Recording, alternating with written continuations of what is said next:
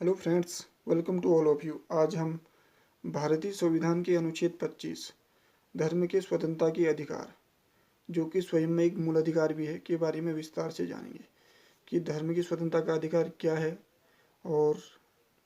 यह नागरिक से किस प्रकार रिलेट करता है और नागरिक और धर्म के मध्य राज्य की भूमिका क्या होती है। अर्थात नागरिक का धर्म की स्वतंत्रता के अधिकार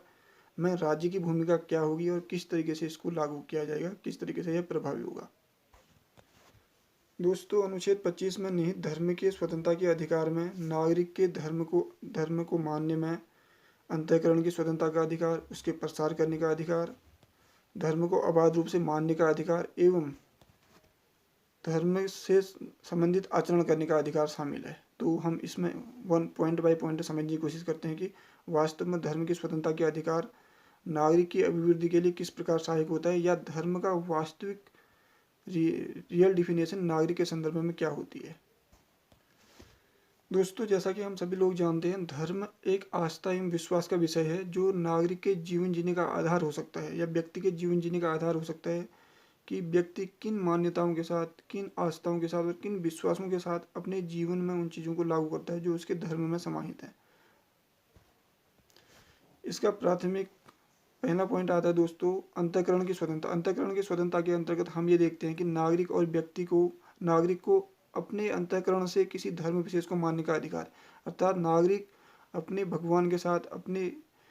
जिसमें वह विश्वास करता है, जिसमें वह आस्था रखता है, उसके साथ अंतःकरण से जुड़ने का अधिकार है। अर्थात इसको किसी भी रूप से राज्य द्वारा या किसी बाह्य शक्ति द्वारा नकारात्मक रूप से प्रभावित नहीं किया जाएगा। अर्थात नागरिक और उसके धर्म के मध्य जो एक अंतःकरण की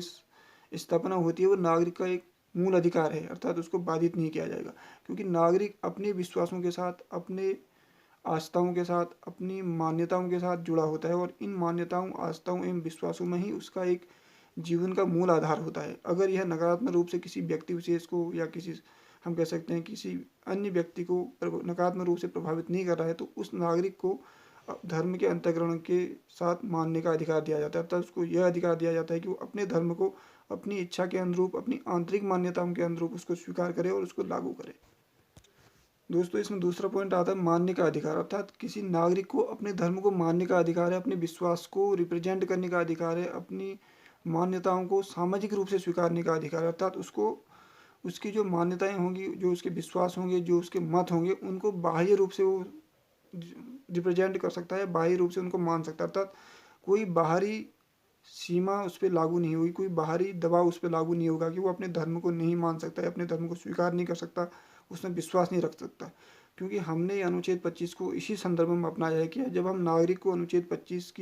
25 को मूल अधिकार के रूप में देते हैं, तो ये मान के चलते हैं कि ये इसके जीवन का जीने का मूल अधिकार है, और जीवन जीने के साथ साथ अपनी आस्थाओं, मान्यताओं के साथ साथ वो राज्य में, या हम कह सकते हैं कि समाज में अपनी एक अग्रणी की भूमिका निभाएगा। क्योंकि अगर हम नागरिक में से उसके धर्म को हटा देते हैं, तो उसकी मान्यताओं पे प्रहार होता है, एक ऐसा प्रहार होता है जिससे वो आस्था से, विश्वास से और हम कह सकते हैं कि लंबी समयावधि से जुड़ा होता है। दोस्तों, इसके बाद आता है धर्म के आचरण करने का अधिकार। अर्थात आचरण का तात्पर्य है कि वो अपनी धार्मिक मान्यताओं को किस स्वरूप में प्रदर्शित करता है, किस स्वरूप में उनको प्रदर्शन में लाता है। अर्थात धार्मिक पूजा परंपरा एवं उसकी मान्यताओं में अपने विचारों को, अपनी आस्थाओं को, अपनी, हम कह सकते हैं, सहमत को प्रदर्शन करने का अधिकार होता है, जो मानने के अधिकार के अंतर्गत आता है। अर्थात हम जब किसी धर्म विशेष को मानते हैं, तो उसके प्रदर्शन का अधिकार भी हमें है कि हम किस स्वरूप में माने, किस स्वरूप में नहीं माने, कब माने, कैसे माने। क्योंकि ये हमारी एक आंतरिक स्वतंत्रता का अधिकार, धर्म जो होता है व्यक्ति विशेष का एक आंतरिक मामला होता है। अर्थात वो आंतरिक मान्यताओं से जुड़ा होता है, क्योंकि धर्म की कोई एक स्पष्ट पहचान नहीं है, लेकिन ये हमारी आंतरिक मान्यताओं, आंतरिक विश्वासों और आंतरिक, हम कह सकते हैं, बिलीफ से जुड़ा होता है। यही आंतरिक बिलीफ्स जो हमारे होते हैं, विश्वास होते हैं, जो मान्यताएं होते हैं, जो हमारा स्वयं की मान्यताओं के प्रति भरोसा होता है, उसके बाह्य प्रदर्शन के लिए हम उसको एक, हम कह सकते हैं कि एक मौका देते हैं कि व्यक्ति अपने आप को, अपने धर्म को बाह्य रूप से मान सके। ताकि हम नागरिक को अगर इस तरीके से प्रदर्शन का मौका देते हैं, तो हम नागरिक को स्वीकार रहे हैं, नागरिक एवं उस व्यक्ति को एक सामाजिक प्रणाली के रूप में स्वीकार रहे हैं। क्योंकि अगर हम उस नागरिक में निहित विश्वास, मान्यताएं और उसके बिलीफ्स जो उसकी परंपरा से जुड़े हुए हैं, जो उसके हम कह सकते हैं कि मूल से जुड़े हुए हैं। अगर उसी को हम नकार देंगे तो नागरिक अपने मूल से खोखला हो जाएगा, और जब नागरिक अपने मूल से वीक हो जाएगा तो वो ना स्वयं की भूमिका में नहीं, स्वयं की भूमिका को अग्रणी कर पाएगा, और नहीं अपने साथ साथ समाज की भूमिका में अपना सहयोग दे पाएगा। और इस तरीके से हमने देखा कि अनुच्छेद 25 में निहित ये सारी जो मान्यताएं हैं धार्मिक विश्वासों से संबंधित, ये न सिर्फ नागरिक को मजबूत करने के लिए दी गई हैं, बल्कि नागरिक के माध्यम से हम समाज को मजबूत करें और समाज के माध्यम से हम राष्ट्र को मजबूत करें। इसलिए हमने उन धार्मिक मान्यताओं को एक निहित परिसीमा के अंतर्गत स्वीकार किया है, ताकि वो अपनी परिधि के अंतर्गत उनको एक्सरसाइज कर सकता है, उनको मान सकता है। अगर उसकी धार्मिक मान्यताएं किसी अन्य धर्म पर, अन्य व्यक्ति विशेष पर नकारात्मक रूप से प्रभाव स्थापित करती हैं तो उनको बाधित किया जाएगा। दोस्तों, इसके बाद आता है प्रसार का अधिकार, अर्थात किसी व्यक्ति विशेष को, नागरिक जब अपने धर्म को स्वीकार करता है, धर्म को मानता है, अपने विश्वासों को, अपनी आस्थाओं को, तो अपने विश्वासों से संबंधित, अपनी आस्थाओं से संबंधित और अपनी मान्यताओं से संबंधित मतों को उसका प्रसार करने का अधिकार है, उसको विस्तारित करने का अधिकार है, उसको बढ़ाने का अधिकार है। लेकिन यहाँ पे धर्मांतरण का अधिकार नहीं है। धर्मांतरण कहने का तात्पर्य यह है कि एक नागरिक विशेष जो उसको मूल अधिकार धर्म के प्रसार का दिया गया है,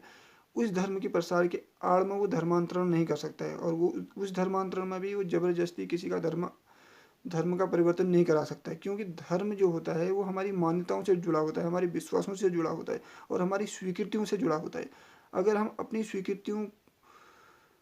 अगर हम किसी व्यक्ति विशेष की स्वीकृतियों को जबरदस्ती चेंज कर रहे हैं तो इसका मतलब है कि धार्मिक स्वतंत्रता का अधिकार हम उसका छीन रहे हैं। तो यहाँ पे धर्मांतरण का अधिकार जबरदस्ती स्वीकार नहीं किया गया, अर्थात किसी व्यक्ति विशेष की सहमति के आधार पर हम धर्मांतरण कर सकते हैं। लेकिन अगर किसी नागरिक ने, किसी व्यक्ति विशेष ने जबरदस्ती धर्मांतरण करने की कोशिश की तो ये अनुच्छेद 25 में निहित धर्म की स्वतंत्रता के अधिकार का ही उल्लंघन होगा। अनुच्छेद 25 में निहित धर्म की स्वतंत्रता के अधिकार में हमने केवल धर्म की स्वतंत्रता के अधिकार में आचरण का अधिकार, धर्म की आचरण का अधिकार ही नहीं, बल्कि धर्म में विश्वास रखने के अधिकार को भी शामिल किया है। और यह अधिकार सिर्फ नागरिकों को ही प्राप्त नहीं है, बल्कि यह नागरिकों के साथ साथ गैर नागरिकों को भी प्राप्त है। तो हमने अपनी संवैधानिक व्यवस्था में कुछ इस तरीके से परिसीमाएं स्थापित की गई हैं कि धर्म की स्वतंत्रता का अधिकार नागरिक का नहीं बल्कि व्यक्ति का होता है, अर्थात व्यक्ति धर्म से जुड़ा होता है, व्यक्ति अपनी मान्यताओं से जुड़ा होता है, व्यक्ति अपनी आस्थाओं से जुड़ा होता है, व्यक्ति अपने बिलीफ्स से जुड़ा होता है। तो जब हमने अनुच्छेद 25 को निर्मित किया तो हमने यह स्वीकार किया कि भारतीय संवैधानिक व्यवस्था में हम न सिर्फ नागरिकों को धार्मिक स्वतंत्रता का अधिकार देंगे बल्कि गैर नागरिकों को भी धार्मिक स्वतंत्रता का अधिकार देंगे, क्योंकि हमने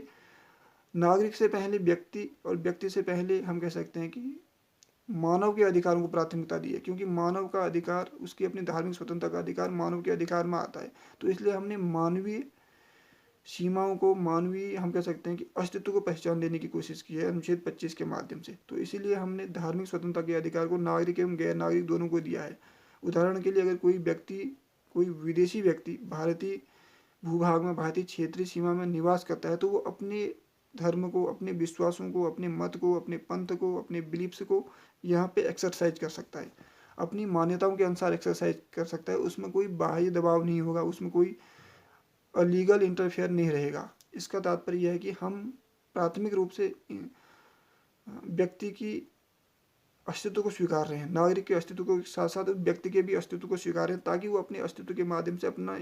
विकास में योगदान दे सके और उस विकास के माध्यम से हम प्रत्यक्ष एवं अप्रत्यक्ष रूप से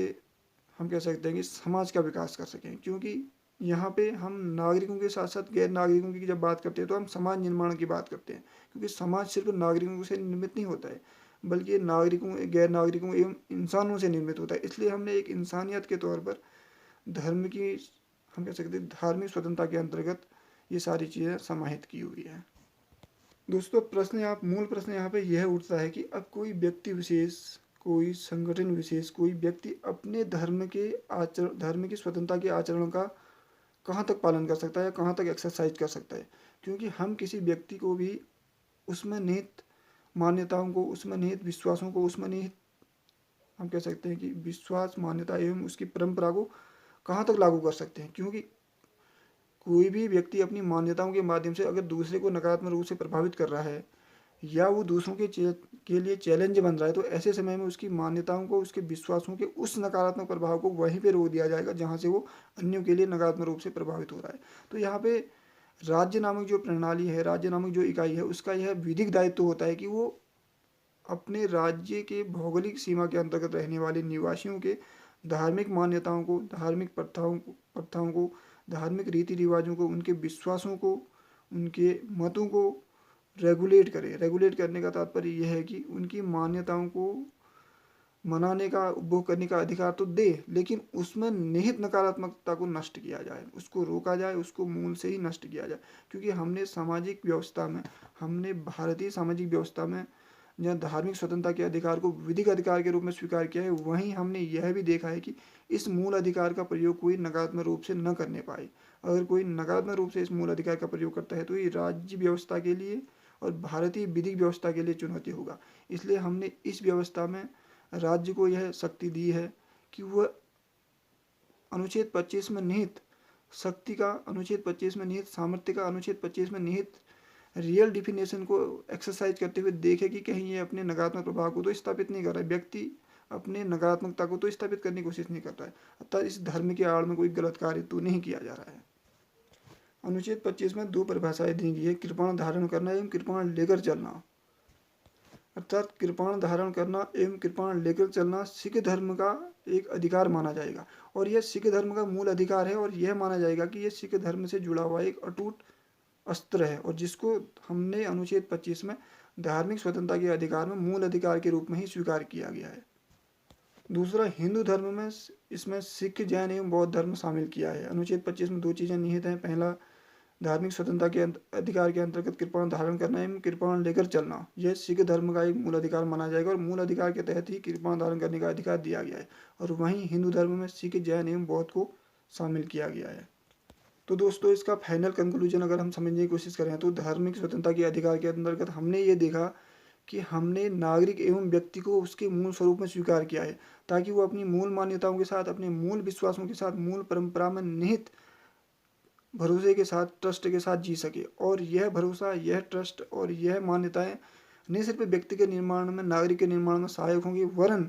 व्यक्ति एवं नागरिक के निर्माण के साथ साथ ये राष्ट्र के निर्माण में भी सहायक होंगे। क्योंकि नागरिक एवं व्यक्ति जो है वो समाज का एक अटूट हिस्सा होता है, और इस अटूट हिस्से को बनाए रखना ही राज्य का विधिक दायित्व होता है और राष्ट्र का विधिक दायित्व होता है। और इसी विधिक दायित्व को देखते हुए हमने अनुच्छेद 25 में ये चीज़ें शामिल की हैं। क्योंकि हम किसी व्यक्ति विशेष के अस्तित्व को, नागरिक विशेष के अस्तित्व को ही अगर हम नकार देते हैं तो अनुच्छेद 25 अपने मूल उद्देश्य को खो देगा, और इसके अभाव में न हम नागरिक का विकास कर पाएंगे, न व्यक्ति का विकास कर पाएंगे, और न ही समाज का निर्माण कर पाएंगे। और इन तीनों के अभाव में राष्ट्र का निर्माण हो, ये संभव नहीं है। तो दोस्तों, हमारी कोशिश यह है अनुच्छेद 25 के अंतर्गत कि हम व्यक्ति में निहित उसकी मान्यताएं, उसकी क्षमताएं, उसके विश्वास, उसके ट्रस्ट, उसके बिलीफ्स को बाहरी रिप्रेजेंटेशन कैसे दें, और उस रिप्रेजेंटेशन देने के साथ साथ उसको एक्सरसाइज करने का अधिकार कैसे दें। लेकिन व्यक्ति अपनी निहित मान्यताओं, क्षमताओं, विश्वास, बिलीफ्स और भरोसे को, या जो उसका मत हो, उसको दुरुपयोग न करने पाए। दुरुपयोग का तात्पर्य यह है कि व्यक्ति किसी व्यक्ति विशेष के धार्मिक मान्यताओं का उल्लंघन, उसके क्रियाकलापों का उल्लंघन, उसको नकारात्मक रूप से प्रभावित करना, या राज्य मशीनरी के लिए चुनौती बनना, या राज्य के विधिक, हम कह सकते हैं कि संबंधों को नकारात्मक रूप से प्रभावित करना, या राज्य के विधिक दायित्व के लिए, राज्य प्रणाली के लिए चुनौती बनना। अगर यह व्यक्ति का धार्मिक, अनुच्छेद 25 में निहित धर्म की स्वतंत्रता के अधिकार में व्यक्ति इस तरीके से नकारात्मक रूप से प्रभावित करने की कोशिश करता है, तो उसकी इस नकारात्मकता को रोका जाएगा। यह न सिर्फ उस नागरिक के कल्याण के लिए रोका जाएगा, बल्कि नागरिक एवं व्यक्ति के कल्याण के साथ साथ राज्य और राष्ट्र के कल्याण के लिए रोका जाएगा। तो इस तरीके से हमने देखा कि अनुच्छेद 25 जहाँ धर्म की स्वतंत्रता की बात करता है, वहाँ धर्म में निहित मान्यता, विश्वास, उसको मानने का अधिकार, उसको आचरण करने का अधिकार, उसको एक्सरसाइज करने का अधिकार देता है, ताकि हम नागरिक और व्यक्ति का विकास कर सकें। क्योंकि नागरिक और व्यक्ति ही राष्ट्र का एक अंग है, अटूट अंग है, और समाज का एक अटूट अंग है। इसलिए हमने नागरिक, व्यक्ति, समाज और राष्ट्र के मध्य एक चतुष्कोणीय संबंध स्थापित करने की कोशिश की, ताकि हम नागरिक, व्यक्ति, राष्ट्र, समाज के मध्य एक मधुर संबंध स्थापित कर सकें, और इसी मधुर संबंध के माध्यम से हम राष्ट्र के उद्देश्यों की प्राप्ति कर सकेंगे। आई होप दोस्तों, आज का वीडियो अनुच्छेद 25 को समझने में सहायक रहा होगा। Thank you very much.